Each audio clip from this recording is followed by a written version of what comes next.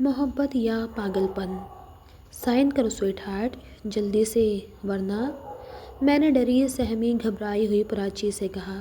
وہ روئے جا رہی تھی، کہنے لگی پلیز اننت، میں شادی نہیں کرنا چاہتی۔ لیکن میں نے یہ سن کر اپنے ہاتھ اس کے گالوں پر پھیرنا شروع کیا۔ کہنے لگا ایسے کیسے ہو سکتا ہے جانے من، دیکھو نا میرج پیپر پر سائن کرنا تو پڑے گا، اور سائن نہیں کرو گی تو پھر میں وہ سب کیسے کروں گا؟ میں تمہیں آج چھوڑنے کے موڈ میں بالکل نہیں ہوں۔ پراچی اچھی طرح سے سوچ لو کہ تمہیں اپنے بارے میں کیا فیصلہ کرنا ہے، شادی کے بعد سب کچھ کرنا ہے یا شادی کے پہلے؟ پراچی نے مجھے غصے سے دیکھا تھا، کانپتے ہاتھوں سے اس نے میرج پیپر پر سائن کیے تھے اور روئے جا رہی تھی۔ پیپر پر سائن ہوتے ہی میں نے مسکراتے ہوئے اسے دیکھا تھا، پھر کیبن سے باہر چلی گئی۔ پہلی بار میں نے پراچی کو اپنی کزن کی برتھ ڈے پارٹی پر دیکھا تھا۔ میرا شمار کافی ہینڈسم نوجوانوں میں ہوتا تھا، لیکن میں اتنا ہی مغرور گھمنڈی بھی تھا، لڑکیوں سے سیدھے منہ بات تک نہیں کرتا تھا۔ میں پوجا کا دور کا کزن تھا۔ پراچی بھی بے حد خوبصورت تھی۔ وہاں بہت سے نوجوان تھے جن کی نظر پراچی پر تھی، اس سے دوستی کرنے کی خواہش مند تھے، لیکن وہ کسی کی طرف نظر بھر کر بھی نہیں دیکھ رہی تھی، کیونکہ جانتی تھی کہ وہ ان لوگوں کے برابر کی نہیں ہے۔ کیک کٹتے ہی پراچی نے پوجا کو گفٹ دیا، کھانا بھی شروع نہیں ہوا تھا کہ وہ واپس جانے کی ضد کرنے لگی۔ پوجا کہنے لگی کیا پرابلم ہے تمہارے ساتھ؟ میں تمہیں اپنے ڈرائیور کے ساتھ چھڑوا دوں گی۔ پلیز پراچی، ابھی تو سب نے کھانا بھی نہیں کھایا اور کیک بھی تم نے نہیں چکھا۔ وہ کہنے لگی کوئی بات نہیں پوجا، مجھے بھوک نہیں ہے، ویسے بھی ٹائم بہت زیادہ ہو گیا اور میرا گھر بھی دور ہے۔ پوجا کہنے لگی میں تمہیں اپنے ڈرائیور کے ساتھ بھجوا دوں گی۔ لیکن وہ کہنے لگی میں چلی جاؤں گی، ویسے بھی میرے پاپا نے مجھے زیادہ دیر تک رکنے سے منع کیا تھا۔ مگر پوجا اس کے روکنے کے لیے ضد کرنے لگی۔ بار بار اس کے موبائل پر اس کے پاپا کی کالز آ رہی تھیں اور ہال میں کافی شور تھا۔ وہ ہال سے باہر نکل کر فون اپنے کان پر لگائے ہوئے کہنے لگی پاپا میں بس تھوڑی ہی دیر میں نکل رہی ہوں۔ وہ کہنے لگی کہ جلدی پہنچو بیٹا، ٹائم دیکھو کیا ہو رہا ہے، اگر میری طبیعت ٹھیک نہیں ہوتی تو میں خود تمہیں لینے آ جاتا۔ وہ کہنے لگی آپ پریشان نہ ہو، میں بس پہنچ جاؤں گی۔ پوجا نے جب دیکھا کہ پراچی اسے ہال میں نظر نہیں آ رہی تو وہ اسے ڈھونڈتے ہوئے ہال سے باہر نکل گئی۔ سامنے ہی وہ فون پر اپنے پاپا سے بات کر رہی تھی۔ یہ کیا بدتمیزی ہے یار، اتنی مشکل سے ضد کر کے میں نے تمہیں بلایا ہے اور تمہیں جانے کی اتنی جلدی پڑی ہے؟ ابھی تو ٹھیک سے پارٹی ہوئی بھی نہیں ہے۔ پراچی کہنے لگی سمجھنے کی کوشش کرو پوجا، میں تمہاری محبت میں آئی ہوں، ورنہ تم جانتی ہو مجھے زیادہ کہیں آنا جانا پسند نہیں ہے۔ 9 بج رہے ہیں، اس وقت مجھے آسانی سے کوئی بھی سواری مل جائے گی۔ وہ ہال جہاں تھا وہاں زیادہ تر بنگلے بنے ہوئے تھے۔ مین روڈ کافی دور تھا جہاں سے اسے رکشہ ٹیکسی ملتی۔ پراچی اسے سمجھانے لگی کہ اگر میں لیٹ ہو گئی تو بہت پرابلم ہو جائے گی۔ وہ کہنے لگی کوئی پرابلم نہیں ہوگی، میرا ڈرائیور تمہیں چھوڑ دے گا، چلو نا، آؤ نا اندر۔ پوجا نے پراچی کی ایک بات نہیں سنی اور اس کا ہاتھ پکڑ کر اسے اندر لے گئی۔ فنکشن ختم ہوتے ہوتے 12 بج گئے تھے۔ پھر وہاں لڑکے لڑکیوں کے ڈانس شروع ہو گئے۔ شاید پوجا کی ہائی کلاس پارٹیوں میں ایسا ہوتا ہوگا، لیکن پراچی کے گھر کا ماحول بالکل الگ تھا۔ بس پوجا کی بہت زیادہ ضد کرنے پر آئی تھی۔ اب تو اس کے فون کی بیٹری بھی ڈاؤن ہو چکی تھی، اس لیے بے حد پریشان تھی۔ اس نے پوجا سے کہا اب بہت دیر ہو گئی ہے، تم اپنے ڈرائیور سے کہو وہ مجھے میرے گھر تک چھوڑ دے گا۔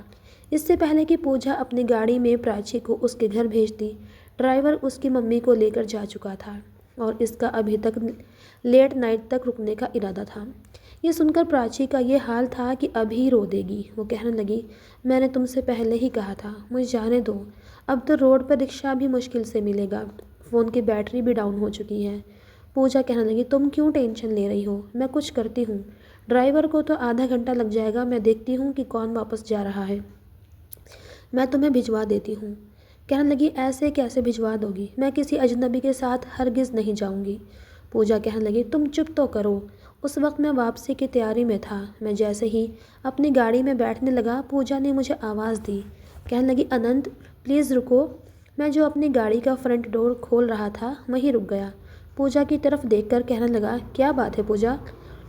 پوجا نے پراچی کا ہاتھ پکڑ رکھا تھا، تیزی سے قدم اٹھاتی ہوئی میرے پاس آ گئی، کہنے لگی یہ میری دوست ہے، پلیز اسے گھر تک ڈراپ کر دو۔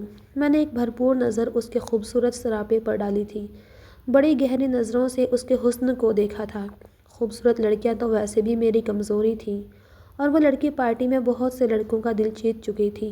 میں اسے پہلے بھی دیکھ چکا تھا، لڑکوں کی اس کی طرف اٹھتی نظروں کو بھی۔ وہ لڑکی سادگی میں بھی اپنی مثال آپ تھی۔ میں نے کہا کیوں نہیں، میں چھوڑ دیتا ہوں۔ میری بات سن کر وہ پوجا سے کہنے لگی، مجھے بس روڈ تک چھڑوا دو، میرے ساتھ بیٹھو، روڈ سے مجھے کوئی بھی رکشہ مل جائے گا، میں چلی جاؤں گی۔ شاید میری نظروں کے وار اسے اچھے نہیں لگے تھے۔ کیا ہو گیا ہے تمہیں؟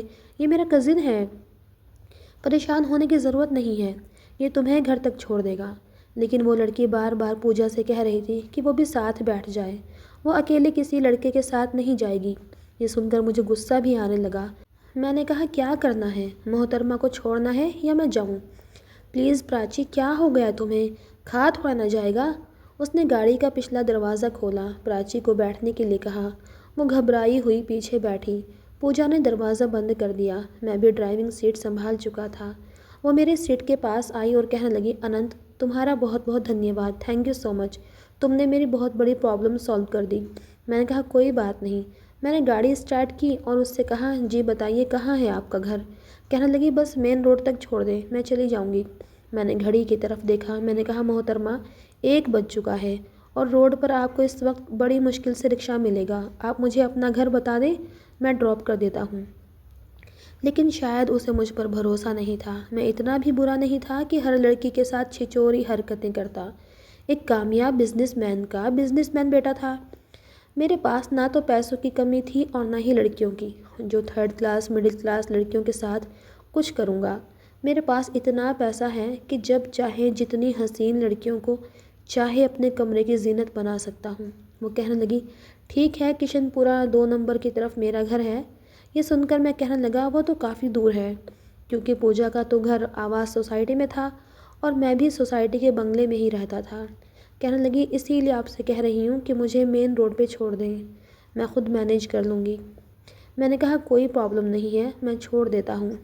بہرحال میں نے گاڑی اسٹارٹ کی اور کشن پورہ کی طرف چل نکلا۔ لیکن ابھی 10 منٹ کی ڈرائیونگ کی تھی، تبھی بارش شروع ہو گئی اور اتنا اچانک یہ سب کچھ ہوا، یہ دیکھ کر وہ لڑکی بہت زیادہ گھبرا گئی تھی۔ سڑکوں پر ویسے بھی رش نہ ہونے کے برابر تھا، اس لیے میں نے گاڑی کی رفتار تیز کر دی کیونکہ مجھے واپس گھر بھی جانا تھا۔ لیکن جیسے ہی مین روڈ سے باہر نکلا، سڑکوں کی حالت کافی خراب تھی۔ میرے یار دوست سب وکاس سوسائٹی کی سائڈ ہی رہتے تھے، اس لیے کشن پورہ کی طرف تو میرا جانا کبھی کبھار شاید ہی ہوا ہو۔ سڑکیں پانی سے بھر چکی تھیں اور پانی آہستہ آہستہ گاڑیوں کے ٹائروں سے بھی اوپر ہونے لگا تھا۔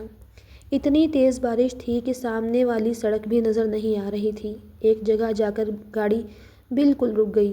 میں بار بار گاڑی اسٹارٹ کر رہا تھا، لیکن شاید انجن میں پانی جا چکا تھا، گاڑی اسٹارٹ نہیں ہو رہی تھی۔ بارش ایسے ہو رہی تھی جیسے کہ پتہ نہیں آج سب کچھ ڈبا دے گی۔ میں بہت پریشان تھا، اوپر سے وہ لڑکی میری جان کھائے جا رہی تھی، بار بار کہے جا رہی تھی کہ گاڑی کیوں نہیں چلا رہے ہیں۔ میں نے کہا آپ کو نظر نہیں آ رہا کیا بارش کتنی تیز ہو رہی ہے، اور اوپر سے آپ کشن پورہ کے 3rd کلاس ایریا میں رہتی ہیں۔ میری گاڑی کے انجن میں پانی جا چکا ہے، میں سخت لہجے میں بولا، میں خود تنگ آ چکا تھا۔ کہنے لگی، میں سب جانتی ہوں، آپ سب لڑکوں کی یہی پرابلم ہوتی ہے، سنسان سڑک پر گاڑی کھڑی کر کے بہانے بناتے ہیں۔ میں نے آپ سے کہا تھا مجھے مین روڈ تک چھوڑ دو، میں خود سے چلی جاؤں گی۔ اس کی بات نے تو جیسے میرے تن بدن میں آگ لگا دی۔ سمجھ کیا رہی تھی وہ خود کو، اور کیا اسے نظر نہیں آ رہا تھا کہ اتنی تیز بارش ہو رہی ہے؟ میں نے کہا ٹھیک ہے محترمہ، اتریں میری گاڑی سے، رکشہ پکڑ کے اپنے گھر چلی جائیں۔ میرا یہ کہنا تھا کہ اس نے پچھلی سیٹ کا دروازہ کھولا اور پوری طاقت سے بند کیا، جیسے اس کے باپ کی گاڑی تھی۔ میں نے کہا، اے لڑکی، تمیز سے دروازہ بند کرو، تمہارے باپ کے پیسوں کی گاڑی نہیں ہے۔ میرا یہ کہنا تھا کہ اس نے فرنٹ سیٹ کے شیشے سے اندر جھانک کر مجھے دیکھا۔ کہنے لگی، میرے باپ کے پیسوں کے نہیں ہیں، اسی لیے تو اتنی زور سے مار رہی ہوں۔ وہ بھی بڑے غصے میں تھی۔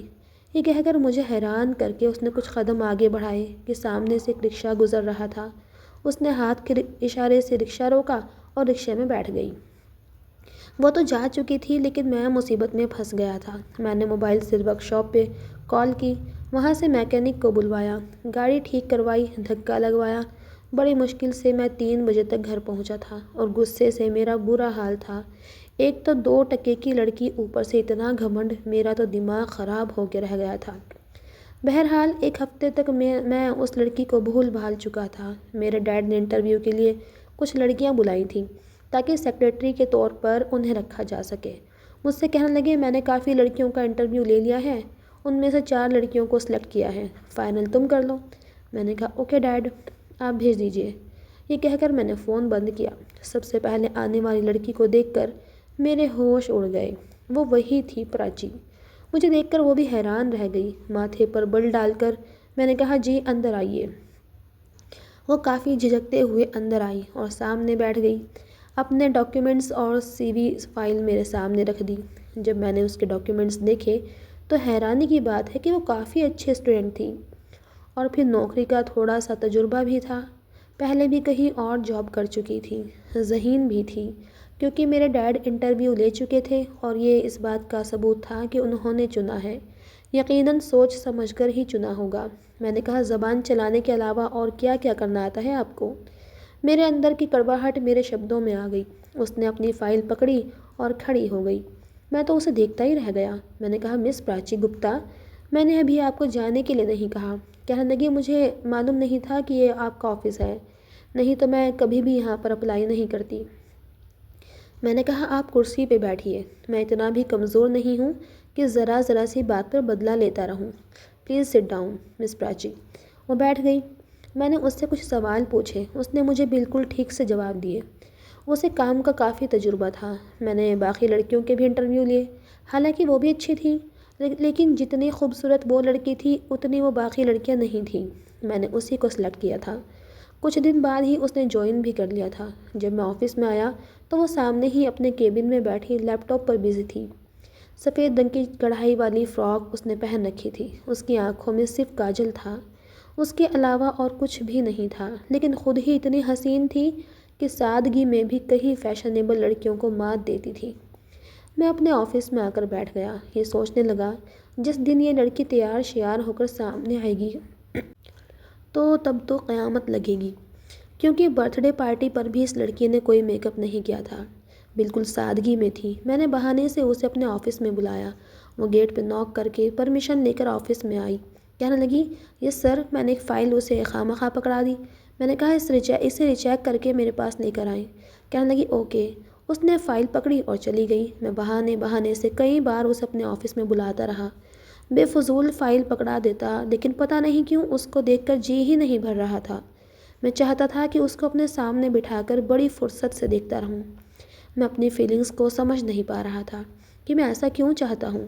پھر میں نے ایک دن رامو کاکا کو بلایا اور کہا کہ سامنے ٹیبل اور کرسی سیٹ کروا دو۔ اس نے ٹیبل اور کرسی سیٹ کروا دی۔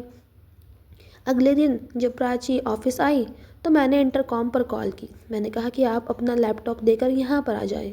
وہ میرے آفس میں اپنا لیپ ٹاپ کا بیگ لے کر آئی۔ میں نے سامنے ٹیبل اور کرسی کی طرف اشارہ کیا۔ میں نے کہا آج سے آپ یہاں پر بیٹھ کر کام کریں گی۔ وہ کہنے لگی وہ کیوں؟ میں نے کہا اس لیے کہ مجھے بار بار آپ کو فائل کے لیے بلانا پڑتا ہے، اس لیے جو کام ہوگا میں یہیں آپ کو بتاتا رہوں گا۔ میرا مقصد کچھ اور ہی تھا۔ ظاہر ہے وہ غریب لڑکی تھی، پیسوں کی وجہ سے کام کر رہی تھی، اس لیے پیسے کی لالچ میں آ کر میرا بھی دل خوش کر سکتی تھی اور مجھے بھی۔ پھر کیا تھا، اس نے گہری سانس لی اور اپنا لیپ ٹاپ نکالا۔ تب تک رامو کاکا اس کے ساری فائلز لا کر اس کے پاس رکھ چکے تھے۔ جہاں وہ بیٹھی تھی مجھے صاف دکھائی دے رہی تھی۔ وہ کمپیوٹر ڈیزائننگ کرتی تھی اور اس کام میں کافی تجربہ بھی رکھتی تھی۔ بڑی تیزی سے اس کی انگلیاں چل رہی تھیں، وہ شاید کوئی ڈیزائن ہی بنا رہی تھی۔ کمپیوٹر ڈیزائننگ مجھے بھی آتی تھی۔ میں کچھ دیر اپنی فائل پڑھتا رہا، بار بار اسے بھی دیکھتا رہا، پھر اٹھ کر اس کے پاس آ گیا۔ کافی اچھا ڈیزائن بنا رہی تھی اور اس ڈیزائن کا پرنٹ آؤٹ نکلوا کر کمپیوٹر مشینز میں ڈلوا کر ہمیں اپنے برانڈ کی شرٹ میں لگوانا تھا۔ میں اس کے پیچھے کھڑا اس کے ڈیزائننگ دیکھ رہا تھا۔ پھر میں تھوڑا سا قریب ہوا، اس کے چہرے کے پاس اپنا چہرہ لے کر گیا اور اپنا ہاتھ بڑھا کر ماؤس پر رکھ دیا جہاں پہلے سے اس کا ہاتھ رکھا ہوا تھا۔ وہ بری طرح سے سٹ پٹا گئی۔ جیسے ہی اس نے پلٹ کر دیکھنا چاہا تو اس کے ہونٹ میرے چہرے کے بالکل قریب تھے۔ وہ بری طرح سے بوکھلا کر رہ گئی تھی۔ میں اس کی کیفیت کو سمجھ گیا تھا، لیکن پھر بھی ظاہر کیا جیسے کچھ ہوا ہی نہیں۔ اس کے ہاتھ کو اپنے ہاتھ سے ماؤس پر حرکت کیا اور سامنے اسکرین پر دیکھنے لگا۔ میں نے کہا یہ ڈیزائن کچھ ٹھیک نہیں لگ رہا، اسے تھوڑا سا ریموو کر دیں۔ یہ بات میں اسے اسکرین پر انگلی رکھ کر بھی بتا سکتا تھا، لیکن اس کے لمس کو محسوس کرنا چاہتا تھا۔ یہ کہہ سکتے ہیں کہ میں تھوڑا سا عیاش قسم کا لڑکا تھا۔ ہاں، شراب براب نہیں پیتا تھا، نہ شراب کا عادی تھا، لیکن لڑکیوں کا نشہ کیا کوئی کم نشہ ہوتا ہے؟ وہ نشہ مجھے تھا۔ کبھی گناہ بھی کر جاتا تھا، لیکن سامنے لڑکی کی مرضی سے، بس یوں سمجھ لیں کہ پیسہ پھینک اور تماشا دیکھ والی مثال تھی۔ اس لیے لگتا تھا کہ ہر لڑکی بکاؤ ہے۔ پہلے بھی میں اپنے کتنی ہی ایمپلائیز کے ساتھ دل لگی کر چکا تھا اور انہیں منہ مانگی قیمت بھی دے چکا تھا۔ اس لیے کسی لڑکی کی اتنی ہمت نہیں تھی کہ مجھ پر انگلی اٹھاتی۔ میں کوئی فلمی ہیرو تو نہیں تھا۔ یہ جو امیر ہوتے ہیں، بزنس مین بھی ہوتے ہیں، پیسے کی دین ہو اور پھر وہ شریف انسان بھی ہوں، ایسا حقیقت میں نہیں ہوتا۔ اگر یہ ہوتا بھی ہے تو بہت کم ہوتا ہے۔ شرافت اور دولت کبھی بھی ایک ساتھ کسی کو نصیب نہیں ہوتی۔ اس لیے مجھے آپ شریف بالکل مت سمجھیے گا۔ ہاں، لیکن میں نے کبھی کسی لڑکی کے ساتھ زبردستی کچھ نہیں کیا تھا۔ پیسے پھینکتا تھا، اشارے دیتا تھا، رسپانس آتا تھا تو پھر میں پیچھے نہیں ہٹتا تھا۔ میں نے محسوس کیا کہ اس کا ہاتھ میرے ہاتھ کے نیچے کانپ رہا تھا، چہرے پر بدحواسی تھی اور میں اس کی کیفیت سے لطف اٹھا رہا تھا۔ مجھے مزہ آ رہا تھا، لیکن پھر میں نے اس کا ہاتھ چھوڑ دیا اور خود بھی پیچھے ہٹ گیا۔ لیکن وہ لڑکی کافی سمجھدار تھی، کہنے لگی سر مائنڈ مت کیجیے گا، لیکن اگر آپ کو ڈیزائن میں کوئی بھی ایشو ہو تو اسکرین پر انگلی رکھ کے مجھے بتا دیجیے گا، میرے قریب مت آئیے گا، مجھے برا لگتا ہے۔ اس نے میری اس حرکت کو اگنور نہیں کیا تھا، بلکہ مجھے فوراً سے وارن کیا تھا تاکہ میں آئندہ ایسی گستاخی کرنے کی ہمت نہ کر سکوں۔ میں نے کہا اوکے مس پراچی، لیکن میرا ایسا کوئی ارادہ نہیں تھا۔ میں تو اکثر آپ اپنے امپلائیز کو سمجھانے کے لیے ایسا کر دیتا ہوں اور کوئی بھی مائنڈ نہیں کرتا۔ مجھے نہیں لگتا کہ یہ ایسی بات ہے اس پر مائنڈ کیا جائے۔ ویسے بھی آپ ورکنگ وومین میں شمار ہوتی ہیں تو ایسی باتوں سے تو خبر ہوگی۔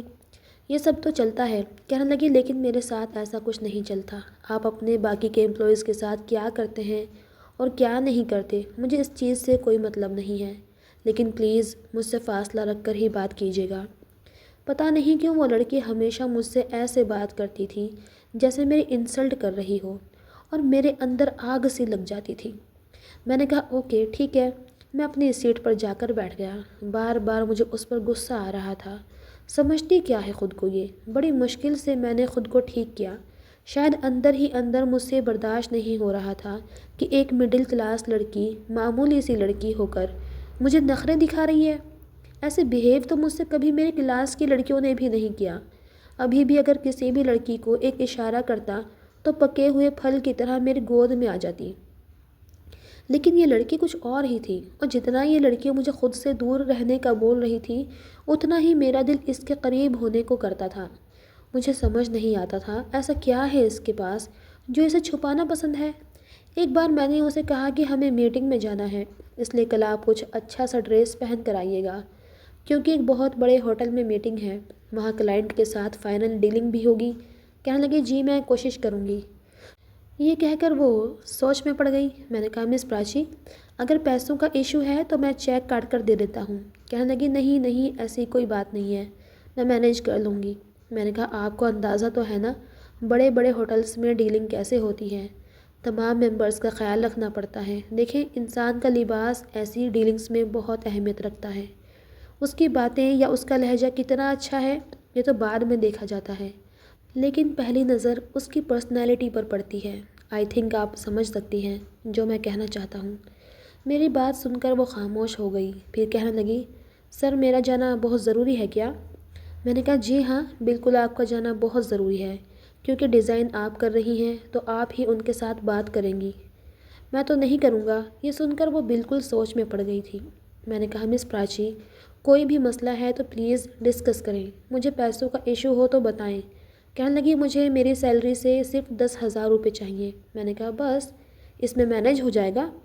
میں نے حیرت سے پوچھا تھا۔ کہنے لگی جی ہو جائے گا۔ میں نے کہا اوکے۔ میں نے اپنے والیٹ سے اسے 10,000 روپے نکال کر دیے۔ کہنے لگی آپ میری سیلری سے کاٹ لیجیے گا۔ میں نے کہا ارے رہنے دیں، 10,000 کی تو کوئی بات نہیں ہے۔ کوئی بات نہیں آپ رکھ لیں، لیکن پلیز کل بہت اچھے طریقے سے تیار ہو کر آئیے گا۔ اگلے دن وہ ایک برانڈڈ سوٹ پہن کر آئی تھی، لیکن فل سلیوز اور سوٹ کے ساتھ کا بڑا سا دوپٹہ سر پر اوڑھ لیا۔ کانوں میں سمپل سے ایئر رنگ پہن رکھے تھے، ورنہ وہ تو یہ بھی نہیں پہن کر آتی تھی۔ ہونٹوں پر لائٹ کلر کی لپسٹک تھی، آنکھوں میں وہی کاجل، بس یہ تھی اس کی تیاری جو شاید میٹنگ کے حساب سے اتنی بری بھی نہیں تھی۔ لیکن مجھے کہاں تسلی ہو رہی تھی، میں تو کچھ اور ہی دیکھنا چاہتا تھا وہ کچھ ایسا پہنے جو پہنا ہوا بھی ہو اور نہ پہننے کے برابر بھی ہو، پہن کر بھی اس کے جسم کو اچھی طرح سے ظاہر کرے۔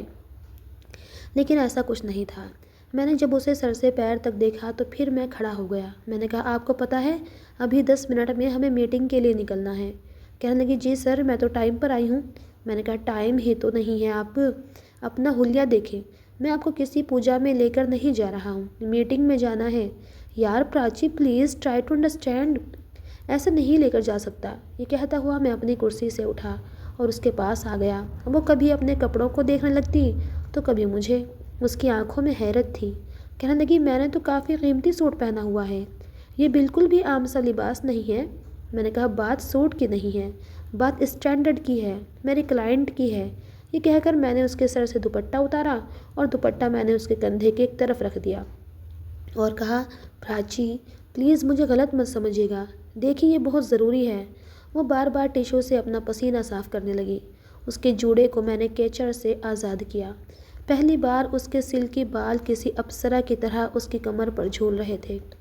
یہ دیکھ کر تو میں کچھ پل کے لیے سب کچھ بھول گیا تھا۔ صرف اس کے بال کھولنے سے، اس کے دوپٹے کو اس کے سر سے ہٹانے سے وہ اتنی حسین لگ رہی تھی کہ میں چاہ رہا تھا کوئی گستاخی کر گزروں۔ بے انتہا خوبصورت تھی وہ لڑکی، پتہ نہیں کیا چیز تھی۔ میرے اندر یار ایسی ادھم مچا دی، خود پہ کنٹرول کرنا مشکل ہو گیا۔ پھر میں نے اسے چلنے کے لیے کہا۔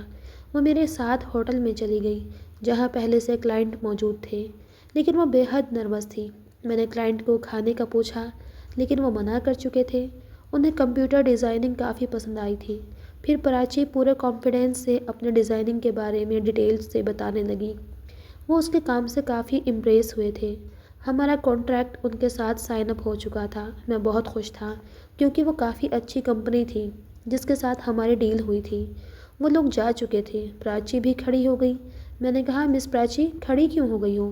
کہنے لگی، سر میٹنگ تو ختم ہو گئی ہے۔ میں نے کہا، ہاں لیکن مجھے تو کافی بھوک لگ رہی ہے۔ مجھے تو امید تھی کہ وہ لوگ کھانا کھا کر جائیں گے، لیکن شاید لیٹ بریک فاسٹ کر کے آئے تھے۔ سر مجھے بھوک نہیں ہے۔ میں نے کہا، لیکن مجھے تو بہت لگی ہے، آپ کو ساتھ تو دینا پڑے گا۔ میں اس کے ساتھ کچھ وقت گزارنا چاہتا تھا، کھانا تو شاید بہانہ تھا۔ میں نے کہا کہ آپ کے لیے کیا منگواؤں؟ کہنے لگی، اونلی پاستا۔ اس کے لیے پاستا آرڈر کیا، اپنے لیے پیزا آرڈر کیا۔ میں نے کہا، مجھے اندازہ نہیں تھا کہ آپ ایسے فل کانفیڈنٹلی بات کر سکتی ہیں کلائنٹ کے سامنے۔ بار بار ہوا سے اس کے بال آگے کی طرف آ رہے تھے اور اس کے حسن کو 4 چاند لگا رہے تھے، اور میرا دل اندر سینے میں مجھے دہائیاں دے رہا تھا۔ میں نے کہا، جہاں پہلے کام کرتی تھی وہاں بھی کبھی ایسے میٹنگ میں گئی ہو؟ تو کہنے لگی، نہیں سر، وہ صرف آفس ورک تھا۔ میں نے کہا، اچھا ٹھیک ہے۔ میں نے اس کے ساتھ کھانا کھایا۔ میں چاہتا تھا وہ مجھ سے کچھ فرینک ہو تاکہ بات آگے بڑھے۔ میں نے کہا، آپ کی فیملی میں کون کون ہیں؟ کہنے لگی، صرف میرے پاپا ہیں۔ میں نے کہا، اچھا، اور بہن بھائی؟ کہنے لگی، کوئی بھی نہیں ہے، بس پاپا ہی ہیں، وہ بھی بیمار رہتے ہیں، اس لیے مجھے جاب کرنی پڑ رہی ہے، ورنہ جب تک وہ صحیح تھے مجھے جاب کی نیڈ ہی نہیں ہوئی تھی۔ کھانا کھانے کے بعد میں نے اسے کہا کہ اس کو اس کے گھر تک ڈراپ کر دیتا ہوں، میں اس کے گھر کو دیکھنا چاہتا تھا۔ کہنے لگی، آپ مجھے صرف مین روڈ تک چھوڑ دیجیے، اندر میں خود چلی جاؤں گی۔ یہ کہتے ہوئے اس نے اپنے لمبے بالوں کا جوڑا بنانا شروع کر دیا تھا اور جوڑا کر کے کلیچر لگا لیا، دوپٹہ صحیح سے اوڑھ لیا۔ وہ بالکل ویسے ہی ہو چکی تھی جیسے آئی تھی۔ میں نے کہا، گھر تک کیوں نہیں چھوڑ سکتا؟ کہیں آپ کو مجھے چائے پر بلانا نہ پڑ جائے۔ میں نے مسکراتے ہوئے جان بوجھ کر یہ بات کہی۔ کہنے لگی، یہ بات نہیں ہے سر، ایکچوئل میں جس ایریا میں میں رہتی ہوں وہاں ان باتوں کو برا سمجھا جاتا ہے۔ اس لڑکی پر انگلی اٹھائی جاتی ہے جنہیں باس کی گاڑی گھر چھوڑ کر جائے، اور میں نہیں چاہتی کہ کوئی مجھ پر انگلی اٹھائے۔ میں نے کہا، ٹھیک ہے۔ زیادہ تر پچھڑے ورگ کے لوگ رہتے تھے جہاں وہ رہتی تھی۔ میں نے اسے مین روڈ پر ہی اتار دیا، لیکن گاڑی اسٹارٹ نہیں کی۔ میں دیکھنا چاہتا تھا وہ کس گلی میں جاتی ہے۔ کافی دور چلنے کے بعد وہ گلی میں مڑ گئی تھی۔ میں اس دن کے بعد خوش تھا کیونکہ میں نے اس سے اپنی ایک بات منوا لی تھی۔ اس کا مطلب باقی باتیں بھی وہ مان سکتی تھی، لیکن شاید یہ میری خوش فہمی تھی۔ اگلی بار میں نے اسے کہا کہ ہمیں پھر میٹنگ پر جانا ہے۔ لیکن مسئلہ یہ ہے کہ وہ کلائنٹ آؤٹ آف کنٹری سے آ رہے ہیں، انہیں میں نے ہوٹل میں ٹھہرایا ہے، میٹنگ بھی اسی ہوٹل کے نیچے ریسٹورنٹ میں ہوگی۔ کہنے لگی اوکے ٹھیک ہے۔ میں نے کہا دیکھیں آپ جس طرح کی ڈریس میں آئی تھیں اب وہ مت پہن کر آنا۔ کہنے لگی کیا مطلب؟ اتنا اچھا تو سوٹ ہے وہ، اور پہلے بھی آپ کی میٹنگ کامیاب ہوئی۔ میں نے کہا ہاں لیکن یہ آؤٹ آف کنٹری سے ہیں، تھوڑا بولڈ پسند کرتے ہیں، آپ تو جانتی ہی ہوں گی نا۔ میں نے ایک پیکٹ اسے پکڑا دیا، میں نے کہا یہ پہن لیجیے گا۔ میری طرف بڑھی اور وہ پیکٹ پکڑ لیا۔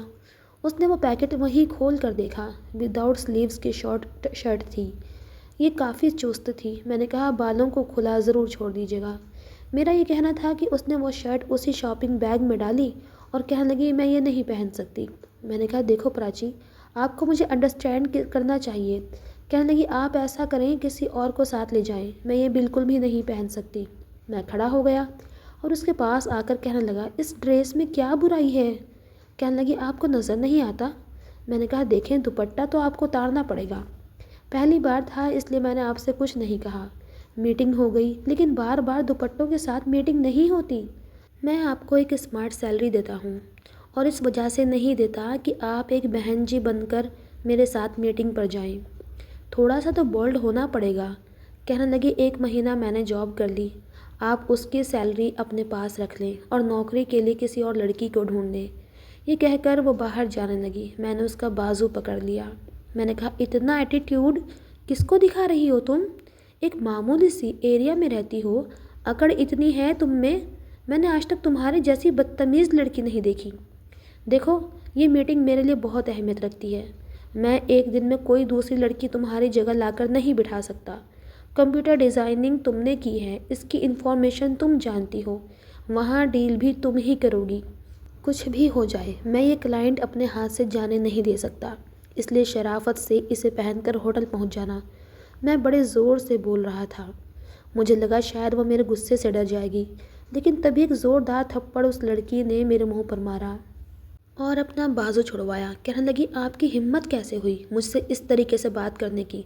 کام کرتی ہوں اور اس کے پیسے لیتی ہوں، اپنے آپ کو دکھانے کے لیے پیسے نہیں لیتی، اور نہ ہی میں اپنے جسم کی نمائش کروں گی۔ آپ کیا سمجھتے ہیں ایک بار آپ کے کہنے پر دوپٹہ اتار دیا، اپنے بالوں کو کھول دیا تو آپ نے سمجھا کہ بس ٹھیک ہے اب کھلی چھوٹ ہے؟ ایک بات یاد رکھیے گا مسٹر اننت، اگر آج کے بعد آپ نے مجھے یوں دھمکانے کی اور ہاتھ لگانے کی کوشش کی تو میں منہ توڑ کے رکھ دوں گی تمہارا۔ میں دھتکارتی ہوں آپ کی نوکری پر، اور سیلری اپنے پاس رکھ لیجیے گا اور اپنا نقصان پورا کر لیجیے گا۔ یہ کہہ کر اس نے اپنا پرس اٹھایا اور وہاں سے چلی گئی۔ میرا گال تو جیسے سلگ کر رہ گیا تھا۔ تھپڑ میرے منہ پر پڑا تھا لیکن اس کی چھاپ میرے دل پر جا لگی تھی۔ میں نے کہا چھوڑوں گا نہیں تمہیں، اننت کھنہ کو تم نے تھپڑ مارا ہے، تم سے وعدہ کرتا ہوں تمہیں اپنے سامنے گھٹنے ٹیکنے پر مجبور نہیں کیا اور اپنے تھپڑ کا بدلہ تم سے نہیں لیا تو میرا نام بدل دینا۔ میں نے پیپر ویٹ اٹھایا اور زور سے زمین پر پٹکا تھا۔ میں آفس سے سیدھا گھر آ چکا تھا، غصے سے میرا برا حال تھا۔ اس لڑکی کی اتنی ہمت کیسے ہوئی؟ اس نے مجھے سمجھ کیا رکھا تھا؟ اس شہر کے تمام بڑے بڑے بزنس مین، کمپنی کے مالک سب میرے دوست تھے۔ سب سے میری اچھی بات تھی کیونکہ ہم لوگ جب بھی بزنس پارٹی میں جاتے تو ایک دوسرے سے بہت اچھے طریقے سے ملتے تھے، اور میں جانتا تھا کہ وہ کہیں نہ کہیں نوکری ضرور تلاش کرے گی، اس لیے میں نے اس کی تصویر اپنے سب جاننے والے بزنس مین کو بھیج دی۔ میں نے کہا اگر یہ لڑکی نوکری مانگنے آئے تو اسے نوکری مت دینا۔ میں چاہتا تھا کہ وہ مجبور ہو کر میرے سامنے گھٹنے ٹیکنے کے لیے بے بس ہو جائے۔ میں اسے روتے بلکتے ہوئے دیکھنا چاہتا تھا، اپنے سامنے ہاتھ جوڑے دیکھنا چاہتا تھا، تب جا کر مجھے سکون ملتا۔ میں نے اپنے ایک خاص ورکر کو اس کے گھر کا پتہ دیا اور کہا کہ مجھے اس لڑکی کے سارے ڈیٹیلز چاہیے۔ شام تک اس کی ساری ڈیٹیل مجھ تک آ پہنچی تھی۔ جس گھر میں وہ رہ رہی تھی وہ کرائے کا مکان تھا، اوپر مالک مکان رہتے تھے، اس کے پاپا ہارٹ پیشنٹ تھے اور ڈاکٹر ان کو آپریشن کا مشورہ دے چکے تھے، بلکہ جلدی سے جلدی آپریشن کا کہہ چکے تھے۔ وہ لڑکی اس لیے جاب کر رہی تھی تاکہ پیسے جمع کر کے اپنے پاپا کا آپریشن کروا سکے۔ ایسے پیشنٹ کے لیے ٹینشن کی بات ان کی جان لے سکتی ہے۔ ظاہر ہے جب اسے کہیں نوکری نہیں ملے گی تو مشکل تو ہوگی نا۔ میں نے اپنے ورکر سے کہا کہ اس کے گھر کے مالک مکان سے کہو کہ مجھے آ کے ملے۔ اگلے دن وہ شخص میرے سامنے بیٹھا تھا، مجھے بڑی اجنبی نظروں سے دیکھ رہا تھا۔ کہنے لگا میں آپ کو جانتا نہیں ہوں، لیکن آپ کا ڈرائیور زبردستی مجھے یہاں پہ لے آیا۔ آپ مجھ سے ملنا چاہتے ہیں؟ کون ہیں آپ؟ میں نے کہا میں کون ہوں کون نہیں یہ جاننا تمہارے لیے ضروری نہیں۔ میں نے اس کے سامنے 1 لاکھ کا چیک رکھا۔ وہ مجھے حیرت سے دیکھنے لگا، کہنے لگا یہ کس لیے؟ میں نے کہا اپنا کرائے کا مکان خالی کروانے کے لیے۔ یہ سن کر وہ حیران ہوا تھا، کہنے لگا لیکن وہ کیوں؟ میں نے کہا دیکھو سوال جواب کرنے والے لوگ مجھے بالکل پسند نہیں۔ جس کام کے لیے پیسے دے رہا ہوں وہ کام تمہیں کرنا پڑے گا، ورنہ دوسرے طریقے سے بھی کروا سکتا ہوں، لیکن پرابلم تمہارے لیے ہو جائے گی۔ ان کے ساتھ ساتھ تمہیں بھی گھر خالی کرنا پڑے گا۔ یہ سن کر وہ کچھ گھبرا گیا تھا، کہنے لگا ٹھیک ہے میں آج ہی ان کا مکان خالی کرنے کے لیے کہہ دوں گا۔ میں نے کہا شاباش۔ پھر میں نے کہا کہ یہ کام 2 دن کے اندر ہو جانا چاہیے، میں 1 مہینے کا ٹائم نہیں دوں گا۔ وہ شخص 1 لاکھ کا چیک لے کر وہاں سے نکل گیا۔ 2 دن بعد مجھ تک خبر پہنچ گئی تھی کہ مالک مکان نے ان کا سامان گھر سے باہر پھینک دیا۔ اس کے پاپا بہت پریشان ہیں اور پراچی کو نوکری بھی نہیں مل رہی۔ وہ بڑی بڑی کمپنی کا چھوڑ کر چھوٹے چھوٹے کمپنی میں بھی ٹرائی کر چکی ہے۔ میرا ایک ملازم تھا جو میں نے خاص اس کی نگرانی کے لیے لگایا ہوا تھا۔ وہ جہاں بھی جاب کے لیے جاتی وہ مجھے اس کمپنی کا نام بتا دیتا تھا۔ اس کی نوکری ملنے سے پہلے ہی میری کال وہاں چلی جاتی اور انکار ہو جاتا تھا۔ میں اسے بے بس دیکھنا چاہتا تھا۔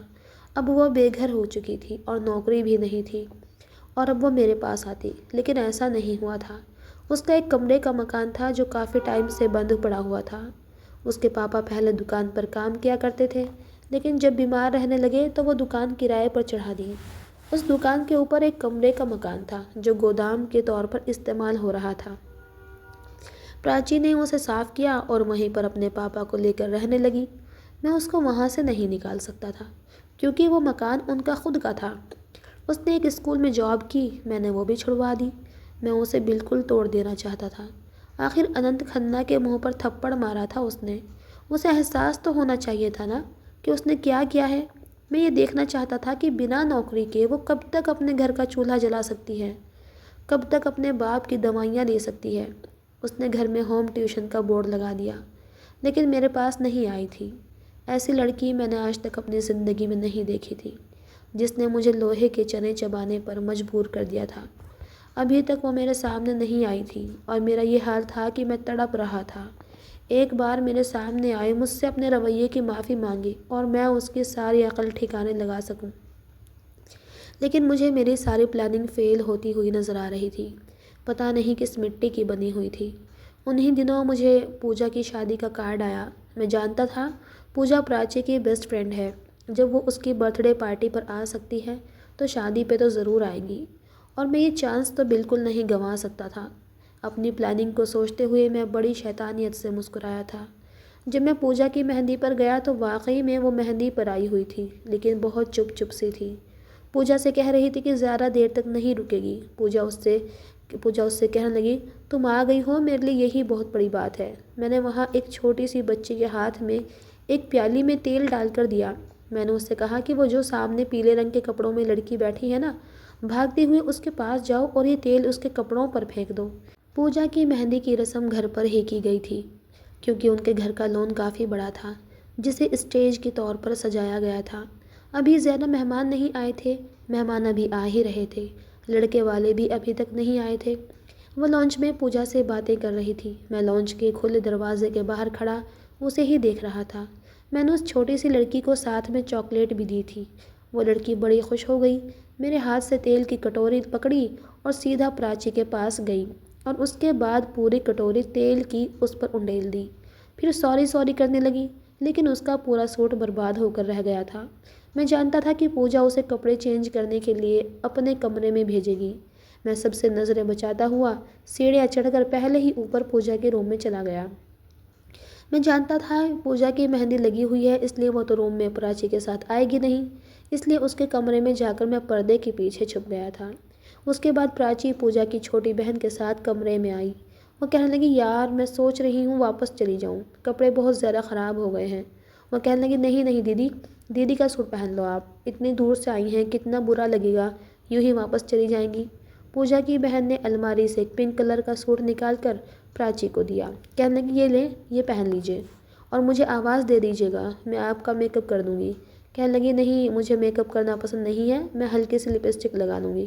کہنے لگی ٹھیک ہے آپ چینج کر لیں، یہ کہہ کر وہ واپس جا چکی تھی۔ پراچی نے کمرے کا دروازہ بند کیا اور میں نے اپنے موبائل کا کیمرہ آن کیا۔ ذرا سا پردہ ہٹا کر میں پراچی کی ویڈیو بنانے لگا، لیکن ہوش تو میرے بھی اڑنے لگے تھے۔ اس کا حسن دیکھ کر میری خواہش پوری ہو گئی تھی، لیکن میرا دماغ گھوم کے رہ گیا تھا۔ وہ کپڑے چینج کر چکی تھی، ہلکا سا اس نے میک اپ کیا اور کمرے سے باہر نکل گئی۔ کچھ دیر بعد لڑکے والوں کے آنے پر ڈھول بجنے لگا اور شور کی آوازیں آنے لگیں۔ میں بھی چپ چاپ کمرے سے باہر نکل چکا تھا۔ کسی کو کانوں کان خبر نہیں ہوئی تھی کہ میں نے کیا کیا ہے۔ مہندی پر میں اسے دیکھ کر مسکرا رہا تھا، بس ایک ہی بار اس کی مجھ پر نظر پڑی تھی۔ اس کے ماتھے پر بل پڑ گئے، آنکھوں میں نفرت تھی۔ جیسے ہی وہ مہندی کی رسم کرنے کے لیے پوجا کے پاس آ کر بیٹھی، دوسری طرف میں آ کر بیٹھ گیا۔ پوجا کا دلہا اس کے پاس بیٹھا ہوا تھا، میں اسی کے برابر میں بیٹھ گیا۔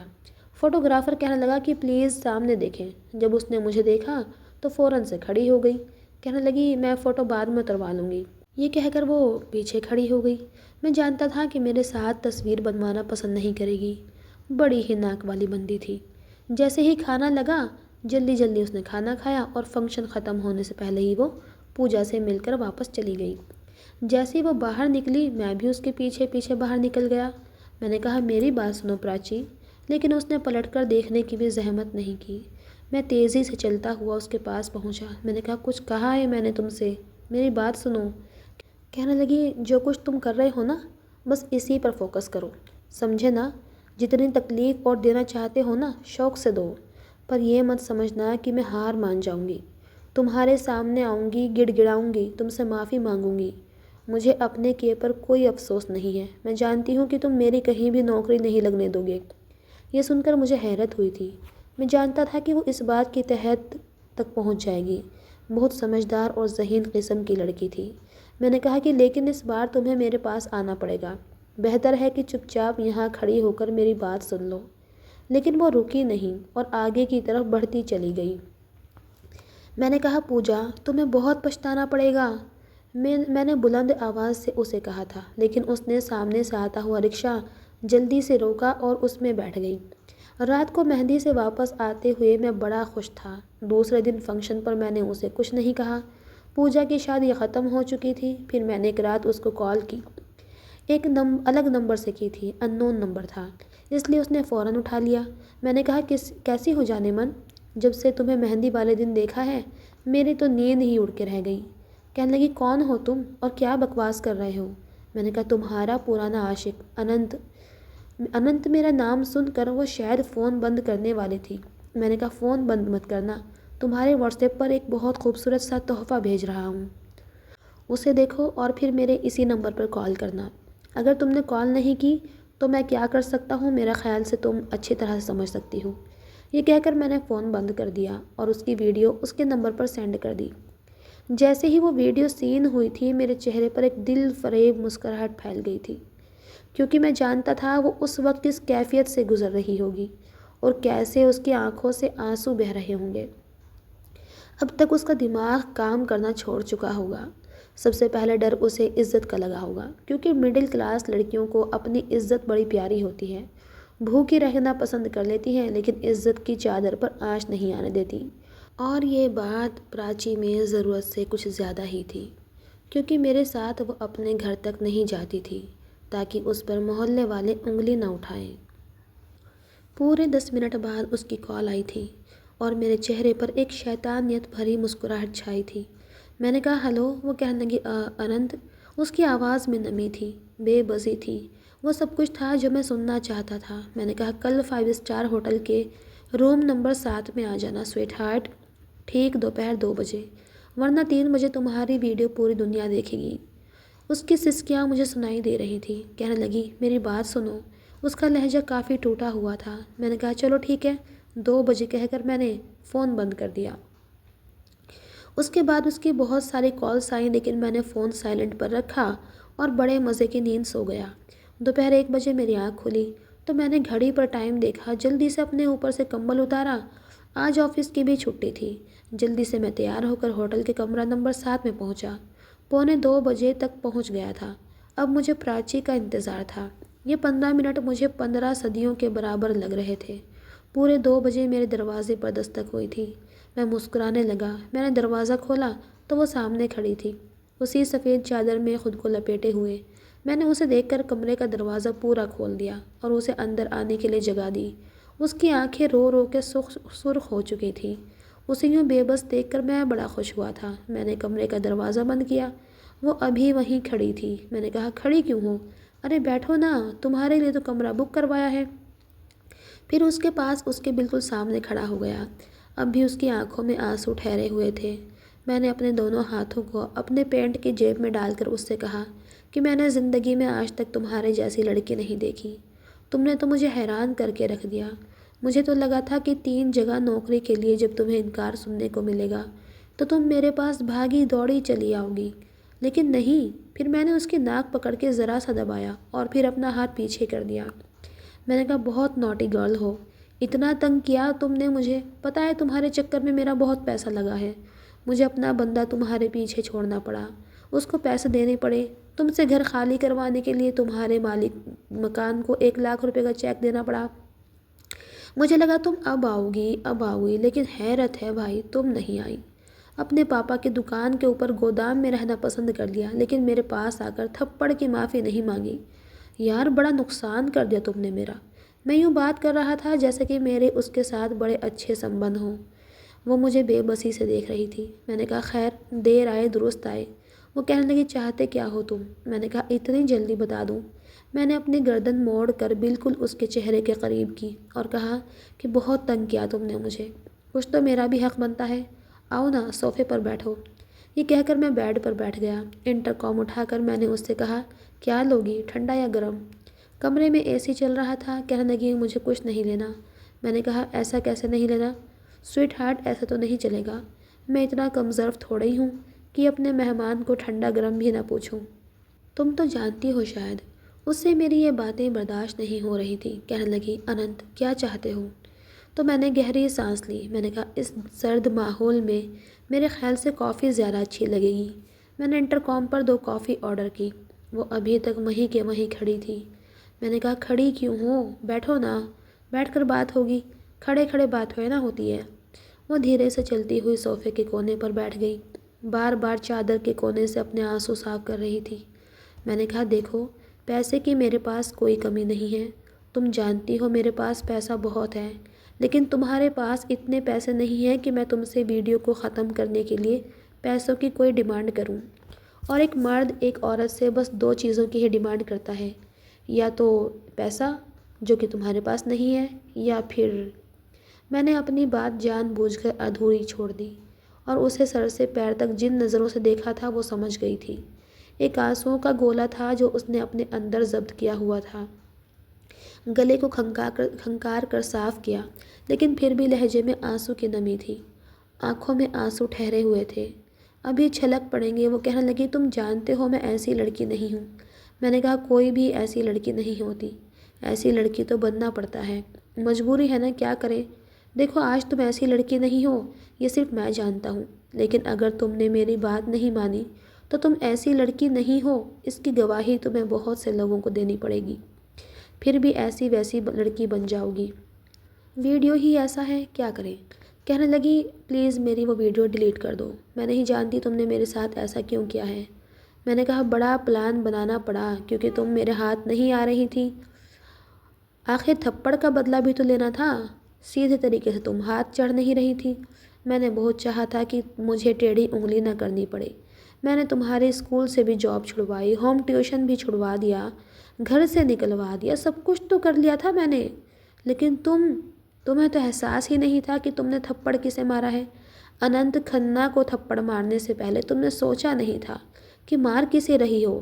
میں تمہاری طرح کوئی مڈل کلاس لڑکا تھوڑی ہوں، مڈل کلاس بھی ہوتا تو لڑکا کبھی بھی تھپڑ کھا کر آرام سے نہیں بیٹھتا۔ میں تو پھر اننت ہوں، تم نے کیسے سوچ لیا کہ میں تمہیں اس تھپڑ کا جواب نہیں دوں گا؟ میرے انگلیوں کی ذرا سی حرکت تمہیں کال گرل بنا کے رکھ دے گی۔ میں نے اپنا موبائل ہاتھ میں پکڑ کر اس کی جان نکالی تھی۔ وہ میرے پاس آ گئی، میں بیڈ پر بیٹھا تھا، وہ زمین پر گھٹنے ٹیک کر میرے سامنے ہاتھ جوڑنے لگی۔ یہی تو میری خواہش تھی۔ وہ رو رہی تھی، بلک بلک کر رو رہی تھی۔ کہنے لگی بھگوان کے لیے میری ویڈیو کو وائرل مت کرنا۔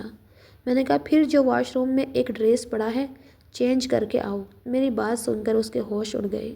کہنے لگی تم مجھے ایک تھپڑ مارنے کے بجائے 2 مار لو، میں نے تمہیں بند کمرے میں تھپڑ مارا تھا نا، ایسا کر تم پورے آفس کے اسٹاف کے سامنے مجھے تھپڑ کے بدلے کئی تھپڑ مار لو، تھپڑ کا بدلہ تھپڑ سے لے لو۔ میں نے کہا میں تمہارے طریقے سے بدلہ کیوں لوں، میں تو اپنے طریقے سے لوں گا نا، ویسے بھی جب سے میں نے تمہیں مہندی کی رات کو دیکھا ہے میں تو تب سے پاگل ہو رہا ہوں، تم میرے اس پاگل پن کا علاج کرو گی تبھی تمہاری ویڈیو ڈیلیٹ کروں گا۔ جاؤ نا یار، بور مت کرو، جا کر چینج کر کے آؤ، کیونکہ میں تمہیں چھوڑنا نہیں چاہتا۔ اس نے اپنے آنسو صاف کیے اور اٹھ کر کھڑی ہو گئی۔ کہنے لگی ٹھیک ہے، شادی کر لو مجھ سے۔ یہ سن کر مجھے دھکا سا لگا۔ میں نے کہا کیوں کر لوں، میں پاگل ہو گیا ہوں جو مفت میں ملی شراب ایسے ہی نہ پیوں؟ پھر مجھے تم جیسی لڑکیاں صرف ایک رات کے لیے ہی اپنے بستر پر اچھی لگتی ہیں، صبح تک تو بری لگنے لگتی ہیں۔ نہ یہ والا کام بالکل نہیں کروں گا، اس میں تو پھنسنے کے چانسز بھی بہت ہیں۔ کہنے لگی بنا شادی کے میں تمہاری ڈیمانڈ پوری نہیں کر سکتی، یہ میری تم سے ریکویسٹ ہے، میں گناہ کے ساتھ جی نہیں پاؤں گی، ایک دن بھی نہیں جی پاؤں گی، مر جاؤں گی، خودکشی کر لوں گی، اور میں جانتی ہوں میرا باپ یہ سب برداشت نہیں کر سکتا۔ آپ چاہیں تو صبح ہوتے ہی مجھے ڈیورس دے دینا، میں تم سے کوئی شکوہ نہیں کروں گی، کچھ نہیں کہوں گی تمہیں، کیونکہ میں نے اپنے پاپا سے وعدہ کیا ہوا ہے کہ میں شادی سے پہلے کسی بھی لڑکے سے کوئی بھی سنبندھ نہیں رکھوں گی، اور میں اپنے پاپا سے کیا ہوا وعدہ نہیں توڑ سکتی۔ اس کی بات سن کر میں کچھ سوچ میں پڑ گیا تھا۔ میں نے کہا ٹھیک ہے، ایک رات کی شادی کر لیتے ہیں، بتاؤ کب کریں گی؟ کہنے لگی بتا دینا، جب کہو گے میں آ جاؤں گی۔ میں نے کہا رات کو آنا پڑے گا، کیونکہ رات کا مزہ الگ ہی ہوتا ہے۔ یہ سن کر وہ گھبرائی تھی۔ کہنے لگی رات کو نہیں آ سکتی، دن کو کوئی بھی بہانہ بنا کر آ سکتی ہوں۔ میں نے کہا ٹھیک ہے، کل دوپہر 12 بجے آ جانا۔ میں نے سوچا کل اسے کورٹ لے جا کر کورٹ میرج کر لوں گا اور اپنے تھپڑ کا بدلہ لے کر پھر اسے ڈیورس دے دوں گا اور اس کی کہانی ختم۔ اگلے دن میں نے اسے کورٹ میں بلا لیا تھا۔ میں نے کہا تم یہاں بیٹھو، میں فارمیلٹی پوری کر کے آتا ہوں۔ وہ چپ چاپ بیٹھ گئی۔ پہلی بار میں نے اس کے چہرے پر اتنا زیادہ ڈر دیکھا تھا۔ میں وکیل کے پاس گیا، ساری فارمیلٹیز پوری کی اور پھر اسے اندر لے کر گیا۔ وہ پھر میرے سامنے ہاتھ جوڑ کر رونے لگی۔ کہنے لگی مجھے معاف کر دو، ایک تھپڑ کی اتنی بڑی سزا مت دو مجھے، بہت ڈر لگ رہا ہے۔ میں نے کہا سائن کرو سویٹ ہارٹ جلدی سے، ورنہ۔ میں نے ڈری سہمی گھبرائی ہوئی پراچی سے کہا۔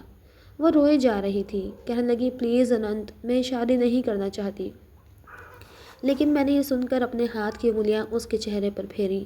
میں نے کہا ایسے کیسے ہو سکتا ہے جانے من، دیکھو نا میرج پیپر پر سائن تو کرنا پڑے گا، اور سائن نہیں کرو گی تو پھر میں وہ سب کیسے کروں گا؟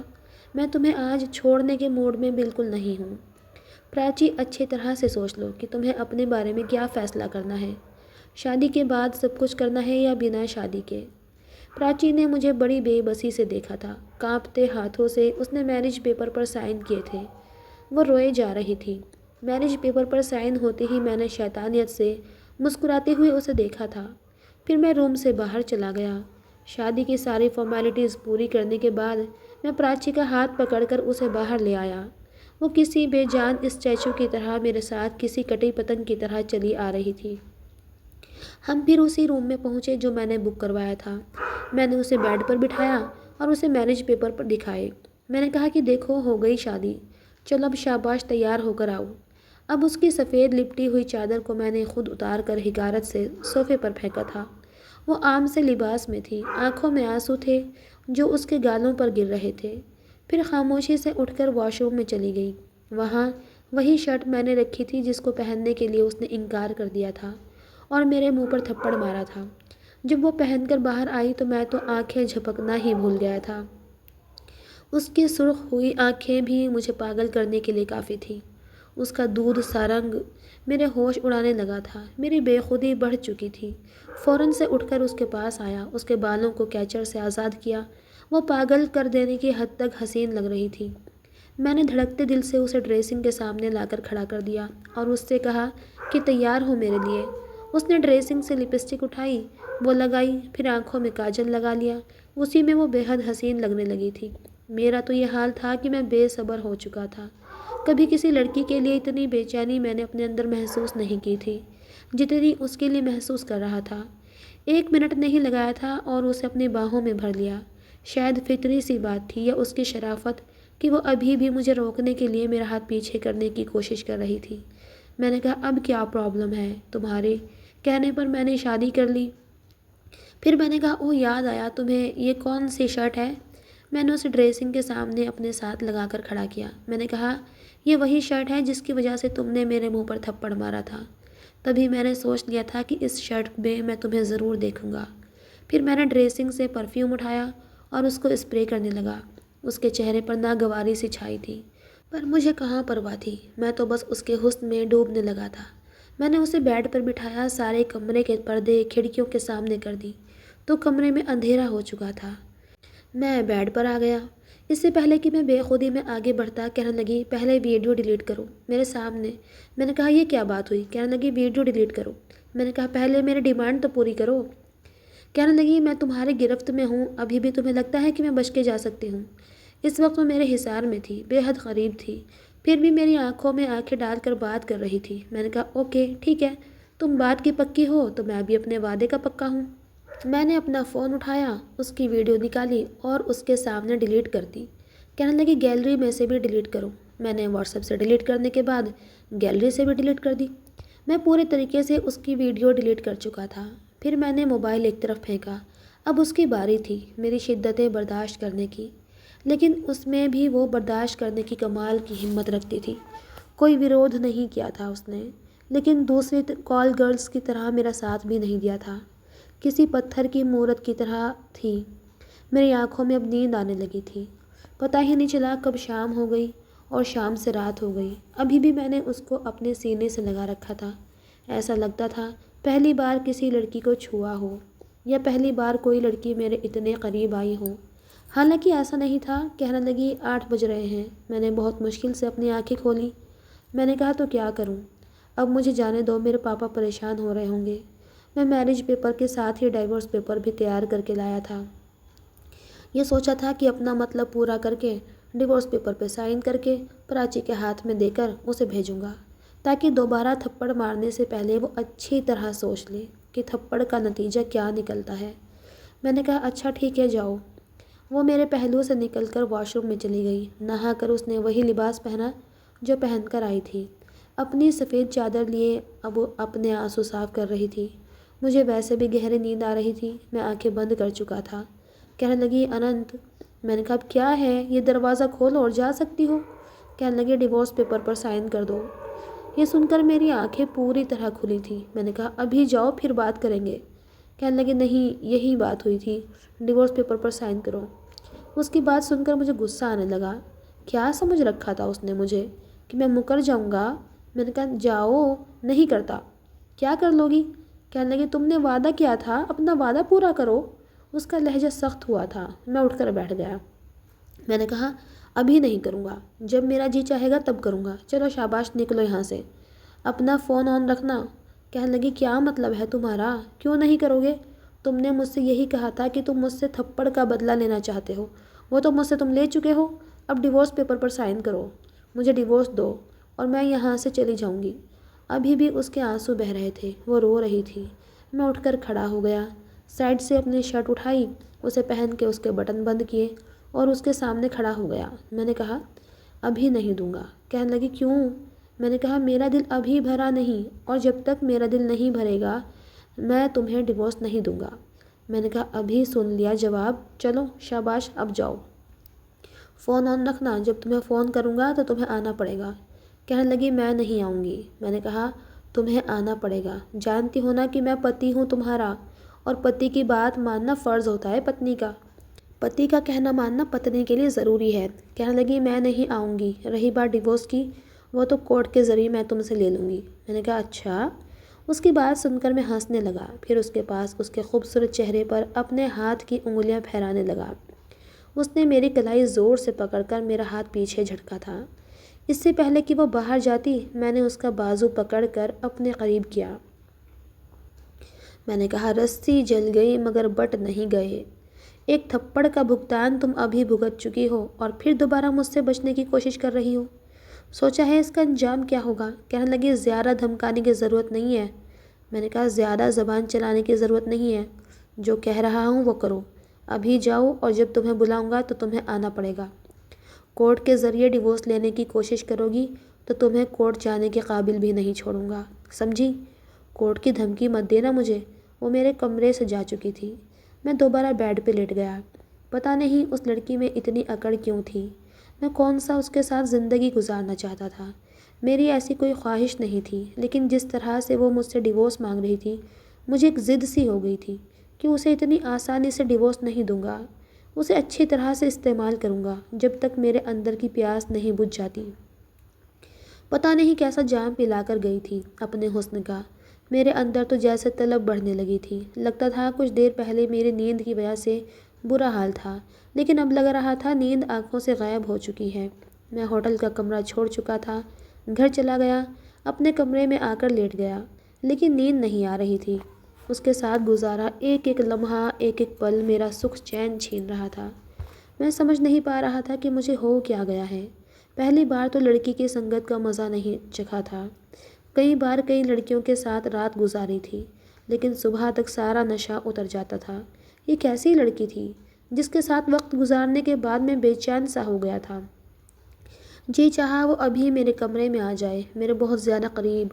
میں اس کو بہت زیادہ مس کر رہا تھا۔ آنکھیں بند کر کے اس کے ساتھ گزارے ہوئے وقت کو محسوس کرنے لگا۔ اچھا لگ رہا تھا اسے سوچنا، اسے محسوس کرنا۔ میرا جی چاہا کہ اسے اپنے اندر اتار لوں، اپنے اندر کہیں سمیٹ دوں، اپنے روم روم میں اتار لوں۔ اس کا چہرہ، اس کے لمبے گھنے بال، اس کی بڑی بڑی آنکھیں، آنکھوں میں پھیلا کاجل، اف! میں اٹھ کر بیٹھ گیا۔ پتہ نہیں مجھے کیا ہو گیا تھا۔ کبھی کسی لڑکی کے لیے ایسا محسوس نہیں ہوا تھا۔ وہ لڑکی میرے حواسوں پر سوار ہو چکی تھی۔ نیند نہیں آ رہی تھی، دل چاہ رہا تھا وقت پیچھے کو پلٹ جائے جب میں اس کے بے حد قریب تھا، اور وہاں جا کر وقت ٹھہر جائے۔ میں دل ہی دل میں شکر کر رہا تھا کہ اس نے کورٹ میرج کر لی تھی، ورنہ اتنی آسانی سے وہ دوبارہ میرے پکڑ میں نہیں آتی۔ ویڈیو کو ڈیلیٹ کروا چکی تھی، دوبارہ کبھی مجھے اس کی ویڈیو بنانے کا موقع بھی نہیں ملتا، پھر وہ میرے ہاتھ کبھی بھی نہ آتی۔ اس بار خود شادی کر کے میرے جال میں بری طرح سے پھنس گئی تھی۔ میں اسے اپنی چالاکی سمجھ رہا تھا۔ بڑی مشکل سے میں نے 2 دن گزارے تھے، لیکن میرا صبر جواب دے چکا تھا۔ 2 راتوں سے میں سو نہیں پایا تھا۔ میں نے ہوٹل میں کمرہ بک کروایا اور پراچی کو کال کی۔ اس نے فون اٹھا لیا تھا۔ میں نے کہا کیسی ہو سویٹ ہارٹ؟ کہنے لگی طلاق کب دے رہے ہو؟ میں نے کہا میری جان ڈیورس چاہیے تو اسی ہوٹل کے روم نمبر 7 میں آ جاؤ، دے دوں گا ڈیورس۔ کہنے لگی سائن کر کے پیپر میرے پاس بھجوا دو۔ یہ سن کر میں ہنسنے لگا۔ میں نے کہا نہیں پراچی جی، ایسے نہیں، اپنی آنکھوں کے سامنے تمہیں دیکھتے ہوئے پیپر پر سائن کرنے کا الگ ہی مزہ ہوگا، اور میں یہ مزہ کھونا نہیں چاہتا۔ کہنے لگی ہوٹل کے کمرے میں نہیں آؤں گی، کسی ریسٹورنٹ میں آ جاؤں گی۔ شاید اسے ڈر تھا کہ میں اسے پھر سے اپنے قریب نہ کر لوں۔ میں نے کہا ڈیورس چاہیے نا میری جان کو، تو کمرے میں تو آنا پڑے گا، اور آج ہی آنا پڑے گا۔ سنو جلدی آ جاؤ، کہیں یہ نہ ہو کہ میرا ارادہ بدل جائے۔ یہ کہہ کر میں نے فون بند کر دیا۔ اس کا انتظار کرنے لگا۔ مجھے یقین تھا کہ وہ ضرور آئے گی، کیونکہ اسے ڈیورس چاہیے۔ مجھے انتظار نہیں ہو رہا تھا۔ 1 گھنٹہ گزر چکا تھا لیکن وہ نہیں آئی۔ میری بے چینی بڑھنے لگی۔ میں نے سگریٹ جیب سے نکالی اور پینے لگا۔ ایک کے بعد ایک سگریٹ پینے سے جیسے آج میرے سینے میں آگ سی لگی تھی۔ میں پوری سگریٹ کی ڈبی خالی کر چکا تھا۔ اس پر بہت زیادہ غصہ آنے لگا۔ میرے اندر کی آگ بھڑکنے لگی تھی۔ پتہ نہیں کیا کر کے گئی تھی کہ میں اس کی سنگت کے لیے سچ مچ تڑپنے لگا تھا۔ وہ عام لڑکی نہیں تھی، کچھ تو الگ تھا، ورنہ میں کبھی کسی لڑکی کے لیے اتنا بے چین نہیں ہوا تھا۔ اتنی شدت سے کسی کی چاہت مجھے نہیں ہوئی تھی۔ 4 سے 5 گھنٹے گزر گئے لیکن وہ نہیں آئی۔ میں نے اسے فون کیا، اس نے فون بھی اپنا نہیں اٹھایا۔ دوسری بار کال کی تو میرا نمبر بلاک کر چکی تھی۔ میرا غصے سے برا حال تھا۔ میں ہوٹل کے کمرے سے باہر نکل گیا۔ ڈرائیونگ کرتے ہوئے میں نے اس لڑکے کو کال کی جسے پہلے پراچی کی جاسوسی پر رکھا تھا۔ اس کے باپ کی دکان اور گودام کا پتہ پوچھنے لگا، ساتھ ساتھ سگریٹ بھی پی رہا تھا۔ اس نے مجھے پتہ بتا دیا۔ وہاں کی گلی اتنی تنگ تھی کہ میری گاڑی اندر نہیں جا سکتی تھی۔ میں نے گلی کی حالت دیکھی تو میرا بھی جی متلانے لگا۔ عجیب سا ماحول تھا۔ میں آج تک کبھی ایسی چھوٹی تنگ گلیوں میں نہیں آیا تھا۔ جہاں میں نے گاڑی کھڑی کی وہاں پھل والے کا ٹھیلا تھا۔ میں نے وہاں سے پھل خریدے اور اپنی اگلی چال کو سوچ کر میرے چہرے پر مسکراہٹ آئی تھی۔ میں نے کافی سارے پھل لیے اور اسی گلی میں چلا گیا جہاں پر عجیب و غریب قسم کے بچے تھے، جنہوں نے شرٹ بھی نہیں پہنی ہوئی تھی، صرف نیکر پہن کر گلی میں بھاگ دوڑ رہے تھے، کھیل رہے تھے۔ ان میں سے ایک بچے سے میں نے پوچھا کہ ونے گپتا جی کا مکان کون سا ہے۔ اس نے ایک دکان کی طرف اشارہ کر کے کہا، اس کے اوپر رہتے ہیں۔ میں نے کہا اچھا ٹھیک ہے۔ پھر میں ایک نظر اس دکان اور اس کے اوپر بنے سیمنٹ کے گودام جیسے بنے گھر کو دیکھنے لگا، جس میں شاید میں زندگی میں کبھی ایک منٹ کے لیے بھی نہیں گیا تھا۔ سیڑھیاں بھی چھوٹی تھیں اور چوڑی سی تھیں، کافی اونچی اونچی پرانے زمانے کی لگ رہی تھیں۔ دو بندے اکٹھے ایک ساتھ سیڑھی نہیں چڑھ سکتے تھے۔ کافی گھٹن والا ماحول تھا۔ میرا تو دم گھٹنے لگا تھا۔ بڑی مشکل سے میں وہ اونچی سیڑھیاں چڑھ کر ان کے دروازے تک پہنچا تھا۔ پرانا لکڑی کا بوسیدہ سا دروازہ تھا۔ میں نے دروازہ کھٹکھٹایا، دروازہ پراچی نے کھولا تھا۔ مجھے دیکھ کر وہ اتنی زیادہ حیران ہوئی کہ جس کی کوئی حد نہیں۔ شاید وہ سوچ بھی نہیں سکتی تھی کہ میں اس کے گھر تک پہنچ سکتا ہوں۔ میں نے مسکرا کر اسے دیکھا۔ میں نے کہا اندر نہیں آنے دو گی کیا؟ میں نے پھل پکڑے ہوئے ہیں، بہت وزنی ہیں، چلو پیچھے ہٹو۔ لیکن وہ پیچھے نہیں ہٹی، کہنے لگی تم یہاں کیا کرنے آئے ہو؟ میں نے کہا میرا سسرال ہے، اب یہاں آنے کے لیے تم سے اجازت لینی پڑے گی، تم پتنی ہو، میری کچھ تو خیال کر لیا کرو پتی کا۔ پتی آفس سے تھکا ہوا سسرال پہنچے اور پتنی اس سے سوال جواب شروع کر دے۔ چلو شاباش پیچھے ہٹو، آج میں نے اپنے پیارے سے سسر جی سے ملنا ہے۔ وہ بڑی حیران تھی۔ میں نے اپنے قدم بڑھانے شروع کر دیے، مجبوراً اسے پیچھے ہٹنا پڑا۔ سامنے ہی ایک چارپائی پڑی تھی جہاں اس کے پاپا لیٹے ہوئے تھے، کافی کمزور تھے اور کافی بوڑھے بھی ہو چکے تھے۔ یہ شاید غریبی اور بیماری نے انہیں کم عمر سے پہلے ہی بوڑھا کر دیا تھا۔ مجھے دیکھ کر حیران ہوئے تھے، پھر اٹھ کر بیٹھ گئے۔ کہنے لگے پراچی بیٹا کون آیا ہے؟ میں نے کہا پراچی کا میں، اتنا کہہ کر میں نے پراچی کی طرف دیکھا تھا۔ اس کا رنگ پھیکا پڑ گیا تھا، مجھے سہمی ہوئی نظروں سے دیکھنے لگی۔ میں نے کہا باس، پراچی کا باس۔ اچھا پراچی بیٹا تم نے بتایا نہیں تمہیں نوکری مل گئی؟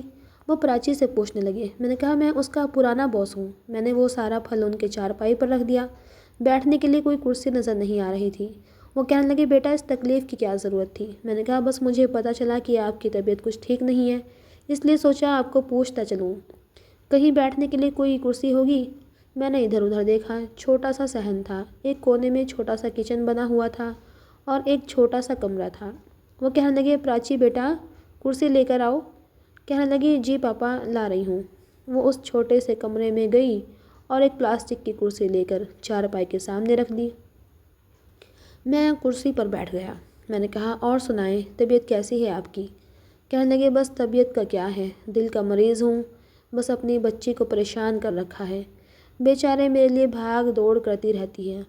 کہنے لگے پراچی بیٹا یہ پھل اٹھا کر کچن میں رکھ دو اور اپنے باس کے لیے چائے بنا کر لاؤ۔ پاپا یہ کہاں ہم غریبوں کی گھر کی چائے پینا پسند کریں گے۔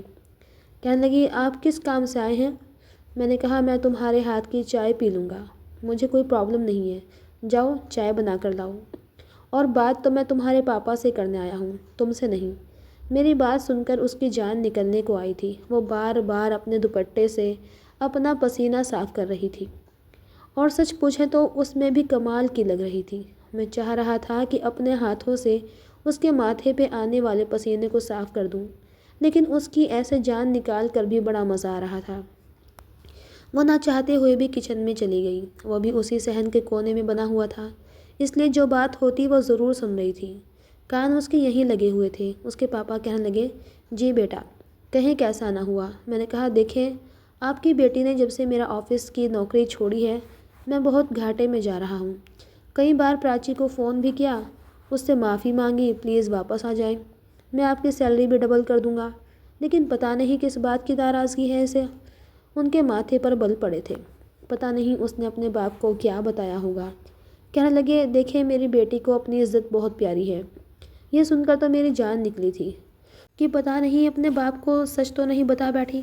کہنے لگے آپ سب کے سامنے یوں ڈانٹیں گے تو بچی کا دل تو خراب ہوگا نا۔ میں نے سکون کا سانس لیا تھا، مطلب کہ اس نے یہ بتایا تھا کہ میں نے اسے ڈانٹا ہے۔ میں نے کہا بس غلطی تھی، اس کے لیے ڈانٹ دیا۔ کہنے لگے میری بچی اس دن بہت روئی تھی، میں نے کبھی اسے اس طرح روتے ہوئے نہیں دیکھا۔ ٹھیک ہے میں غریب ہوں، اسے سہولیت نہیں دے سکتا، لیکن کبھی آنسو بھی نہیں دیے، اس لیے میں نے کہا تھا کہ چھوڑ دو یہ نوکری، سیلری بھی مت لینا۔ یہ سن کر پتہ نہیں کیوں مجھے کچھ ہوا تھا، میں نے اپنی جیب سے بٹوا نکالا اور اس کی سیلری کے سارے رقم اس کے باپ کے ہاتھ میں رکھ دی۔ وہ کہنے لگے، یہ کیا ہے بیٹا؟ میں نے کہا، اس کی سیلری ہے، اس نے محنت کی تھی اور 1 مہینے کے اس کے پیسے ہیں، آپ پلیز انکار مت کیجیے، خود چل کر آیا ہوں اور معافی بھی مانگ رہا ہوں، پلیز انکار مت کیجیے گا، یہ رکھ لیں۔ تب تک وہ چائے بنا کر آ چکی تھی۔ اس نے میرے سامنے چھوٹی سی ٹیبل رکھی، پھر چائے لا کر رکھ دی۔ پیسے اس نے اپنے ابا کے ہاتھ سے پکڑے اور میری طرف بڑھا دیے۔ کہنے لگی، سر یہ آپ واپس لے جائیں، میری وجہ سے آپ کا جو نقصان ہوا ہے وہ پورا کر لیجیے گا، میں آپ سے کہہ کر آئی تھی۔ میں نے کہا، پلیز معاف کر دیں، میں خود چل کر آیا ہوں آپ کے گھر، معافی بھی مانگ رہا ہوں، آگے سے کبھی ایسی غلطی نہیں ہوگی، پلیز۔ اس کا باپ کہنے لگا، بیٹا رکھ لو، تمہارا باس خود چل کر آیا ہے، یہ کوئی چھوٹی بات تو نہیں ہے۔ میں نے کہا، تو پھر انکل میں کیا سمجھوں؟ کیا یہ کل سے آفس میں آئے گی؟ میں چاہتا تھا کہ ایک بار وہ بس آفس آنے لگ جائے، میں اسے روز دیکھنا چاہتا تھا، اس کی سنگت میں رہنا چاہتا تھا، اور ایسا تبھی ممکن تھا جب وہ کسی نہ کسی بہانے میرا آفس میں آتی۔ وہ کہنے لگی، نہیں سوری، مجھے نوکری مل چکی ہے، آپ کا بہت دھنیہ واد سیلری دینے کے لیے۔ میں نے کہا، اس سے ڈبل سیلری دینے کو تیار ہوں۔ کہنے لگی، مجھے نہ تو اتنے سارے پیسوں کی ضرورت ہے اور نہ ہی آپ کے کام کی، آپ چائے پیجیے، آپ کا وقت بہت قیمتی ہے، آپ اسے برباد نہ کریں۔ میں نے کہا، میں بڑی فرصت سے ہوں، کہیں نہیں جانا ہے مجھے۔ جیسے ہی میں نے چائے کا ایک سپ لیا، میں تو ہکا بکا رہ گیا، مجھے سمجھ نہیں آیا واپس نکالوں یا اندر پی جاؤں۔ چینی کی جگہ اس نے نمک ڈالا تھا۔ پہلا گھونٹ جیسے ہی میں نے اندر اتارا، یہ میں ہی جانتا تھا، کتنی مشکل سے میں نے اسے پیا تھا۔ وہ میری طرف دیکھ کر پوچھنے لگی، سر کیسی بنی ہے چائے؟ اس نے مجھے ساتھ میں جلایا بھی تھا۔ میں نے کہا، پرفیکٹ، بالکل پرفیکٹ ہے۔ میں نے بڑی مشکل سے چائے ختم کی۔ میں نے اس کے باپ سے کہا، چلو ٹھیک ہے، میرا آپ کی بیٹی سے باس امپلائی والا رشتہ تو ختم ہوا، لیکن دوسرا کافی گہرا ہے، اس رشتے کے ناطے پھر سے آؤں گا۔ یہ سن کر اس کے پاپا مجھے دیکھنے لگے، کہنے لگے، بیٹا میں سمجھا نہیں۔ میں نے پراچی کی طرف دیکھا، میں نے کہا، پراچی بتایا نہیں تم نے اپنے پاپا کو؟ اس کے چہرے کا رنگ اڑ چکا تھا، لگتا تھا بس اب رو دے گی۔ میں نے کہا، انکل انسانیت کا رشتہ ہے، کسی بھی چیز کی ضرورت ہو تو پلیز پراچی سے کہہ دیجیے گا، مجھے فون کر دے، نمبر ہے اس کے پاس میرا، آپ پلیز مجھے غیر مت سمجھے گا، میں آپ ہی کا بیٹا ہوں۔ اوکے، یہ کہہ کر اس کے پاپا سے ہاتھ ملا کر واپس جانے لگا۔ وہ میرے پیچھے ہی آ رہی تھی۔ جیسے ہی میں دروازے تک پہنچا، میں ایک دم سے پیچھے پلٹا، وہ شاید دروازہ بند کرنے آ رہی تھی۔ میرے یوں اچانک پلٹنے پر میرے بے حد قریب آ چکی تھی، مجھے اپنے اتنے قریب دیکھ کر پیچھے ہٹنے لگی، لیکن میں نے اس کا بازو پکڑ کر اس کو اپنے اور قریب کیا تھا۔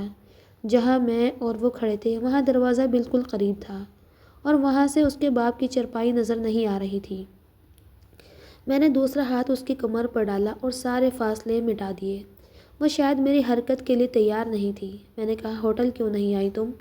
میرا لہجہ سخت تھا لیکن آواز کافی دھیمی تھی۔ کہنے لگی، چھوڑو مجھے۔ میں نے کہا، کیسے چھوڑ دوں؟ چھوڑنے کے لیے تھوڑا نہ پکڑا ہے۔ اس نے خود کو مجھ سے زبردستی چھڑوایا تھا۔ میں نے کہا، دیکھو، آج تو میں نے تمہارے باپ کو کچھ نہیں بتایا، لیکن اگر تم ہوٹل میں کل مجھ سے ملنے نہیں آئی تو تمہارے باپ کو بتا دوں گا کہ تم نے مجھ سے کورٹ میرج کی ہوئی ہے اور میرے ساتھ ہوٹل میں رات بھی بتائی ہے۔ یہ سن کر وہ پریشان ہوئی تھی۔ میں نے کہا، اگر کل تم ہوٹل نہیں آؤ گی نا تو میں کل پھر آؤں گا اور اس بار تمہارے باپ کو بتا دوں گا۔ کہنے لگی، پیچھا کیوں نہیں چھوڑ دیتے میرا؟ بدلہ تو لے چکے ہو۔ میں نے کہا، پتہ نہیں کون سا نشہ ہے تم میں جو اترنے کا نام ہی نہیں لے رہا، پاگل کر دیا ہے تم نے مجھے، اس لیے کہہ رہا ہوں ہوٹل میں سیدھی طریقے سے آ جانا۔ یہ کہتے ہوئے میں نے اپنی آنکھیں بند کی تھیں اور پھر اس کی کمر کو چھوڑ دیا۔ دل تو چاہ رہا تھا کہ بازو سے پکڑ کر اسے اپنے ساتھ لے جاؤں۔ میں سیڑھیاں اترتا ہوا واپس اپنی گاڑی میں آ کر بیٹھ گیا اور سیدھا اپنے گھر گیا تھا۔ اب مجھے اگلے دن کا انتظار تھا، میں جانتا تھا اس بار وہ ضرور آئے گی۔ اگلے دن میں نے اپنی مینیجر سے کہا کہ آفس کا سارا کام وہ سنبھال لے، میں دوپہر کو نہیں آؤں گا، کسی ضروری کام سے جا رہا ہوں۔ میں پھر ہوٹل کے کمرے میں جا کر اس کا انتظار کرنے لگا۔ پورے 2 بجے میرے دروازے پر دستک ہوئی تھی۔ میں نے دروازہ کھولا تو وہی تھی، بڑے غصے میں تھی۔ اسے دیکھ کر میں مسکرانے لگا۔ میری بے تابیاں میرے بس سے باہر ہونے لگی تھی۔ وہ اندر آئی، میں نے دروازہ بند کر کے لاک کیا۔ کہنے لگی ڈیورس دو مجھے۔ کہاں ہے ڈیورس پیپر؟ میں نے کہا ڈیورس دینے کے لیے نہیں بلایا تمہیں، میں کب سے تمہارا انتظار کر رہا تھا۔ میں نے بیڈ پر رکھا ہوا شاپنگ بیگ اٹھایا اور اس کی طرف بڑھا دیا۔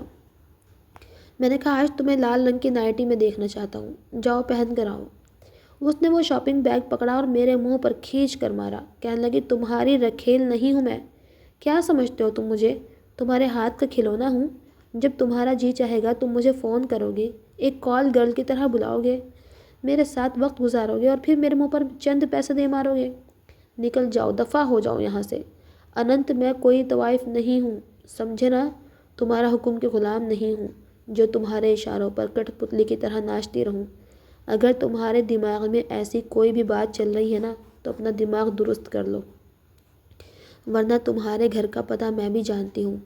وہاں جا کر جب میں تمہارے باپ کے سامنے رشتہ یاد دلانا شروع کروں گی نا تو ہوش اڑ جائیں گے تمہارے باپ کے بھی اور تمہارے بھی۔ بہت شوق ہے نا تمہیں میرے باپ کے سامنے میرا پتی بننے کا، تو یاد رکھنا تمہارے گھر والوں کے سامنے تمہاری پتنی بن کر دکھاؤں گی۔ پراچی گپتا کو کمزور سمجھنے کی کوشش مت کرنا، جتنی جلدی ہو سکے ڈیورس پیپر پہ سائن کر دو، ورنہ میں تمہاری بینڈ بجا کے رکھ دوں گی۔ یہ کہہ کر وہ ہوٹل کے کمرے سے واپس جا چکی تھی اور میرے ہوش ٹھکانے لگ چکے تھے۔ یہ لڑکی تو کسی بھی طرح سے نہیں ڈرتی تھی، پتہ نہیں کس مٹی کی بنی تھی۔ میں نے شاپنگ بیگ پکڑا اور کھینچ کے زمین پر پھینکا تھا۔ میرے باپ کو اگر بھنک بھی پڑ جاتی تو میری جان نکال لیتے۔ میں نے دل میں کہا کہ بھاڑ میں جائیے، مر تھوڑی نہ جاؤں گا میں اس کے بغیر۔ لیکن شاید یہ میری غلط فہمی تھی، اس بار میں واقعی میں بہت پریشان ہوا تھا۔ جو مجھ سے کہہ کر گئی تھی چھوٹی بات نہیں تھی، اب تک میں نے جتنی بھی عیاشی کی تھی اس کا میرے باپ کو بالکل بھی پتہ نہیں تھا، اور اگر پتہ چلتا بھی ہوگا تو صرف اتنا ہی کہ میں لڑکیوں سے ملتا ہوں، لیکن میں نے کورٹ میرج کی ہوئی ہے یہ پتہ نہیں تھا۔ پھر میں نے سوچا اس کے پاس کوئی ثبوت ہی نہیں ہے کہ میں نے اس سے کورٹ میرج کی ہوئی ہے، لیکن میرے دل میں ایک عجیب سا ڈر بیٹھ گیا تھا۔